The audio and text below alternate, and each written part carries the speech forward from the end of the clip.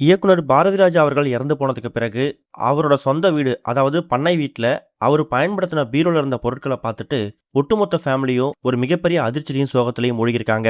அதோட விவரத்த தான் இந்த வீடியோல பார்க்க போறோம். இயக்குனர் இமயம் பாரதிராஜா தன்னோட 84 வயசுல காலமாயிருக்காரு.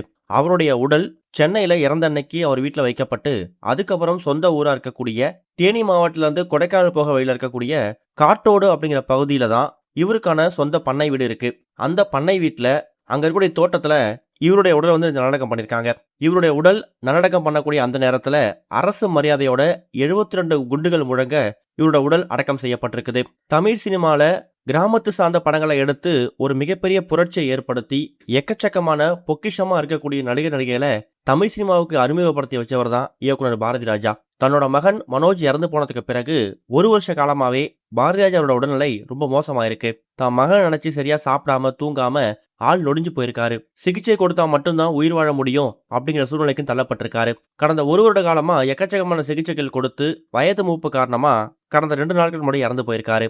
அப்படிப்பட்ட பாரதிராஜா எப்பொழுதுமே தான் கடந்து வந்த பாதையையும் தன்னுடைய பழைய அனுபவங்களையும் நினைவுகளையும் மறக்காம இருக்கக்கூடியவராம். அதுக்கு உதாரணமா அவரு பயன்படுத்தின பீரோல இப்ப வரைக்கும் அவர் பாதுகாத்து வைத்திருக்கக்கூடிய சில பொருட்களை பார்த்து ஒட்டுமொத்த ஃபேமிலியும் பயங்கரமா சோகத்துல கண்ணீர்ல அழுதுருக்காங்க.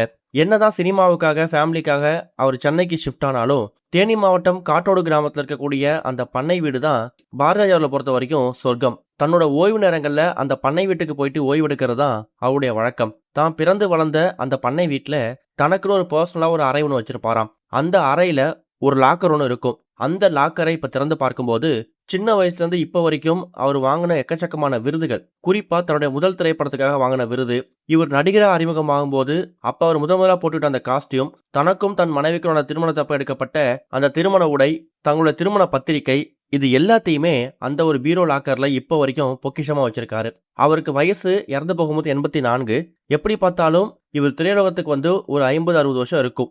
60 வருஷ காலமா ஒரு சில பொருட்களை பொக்கிஷமா பாதுகாக்கிறது இவரை தவிர வேற யாராலையும் முடியாது அப்படிங்கிறதுக்கு இவரு ஒரு முன் உதாரணமா இருந்திருக்காரு. அது மட்டும் இல்லாம அந்த பீரோல தன்னோட மகன் அப்புறம் மகள் இவங்க 2 பேருமே பிறந்தப்ப எடுக்கப்பட்ட அந்த முதல் போட்டோஸ், அவங்களோட திருமண புகைப்படங்கள், இது மாதிரி பல விஷயங்கள் பொக்கிஷங்களா அந்த லாக்கர்ல இருந்திருக்கு. இப்படிப்பட்ட ஒரு லாக்கரோட சாவியை அவர் யாருக்கிட்டையும் இது வரைக்கும் கொடுத்ததே கிடையாது. அது இருக்கக்கூடிய பொருட்களை தான் மட்டும்தான் பாதுகாக்கணும் அப்படிங்கிற மாதிரி இருந்திருக்காரு.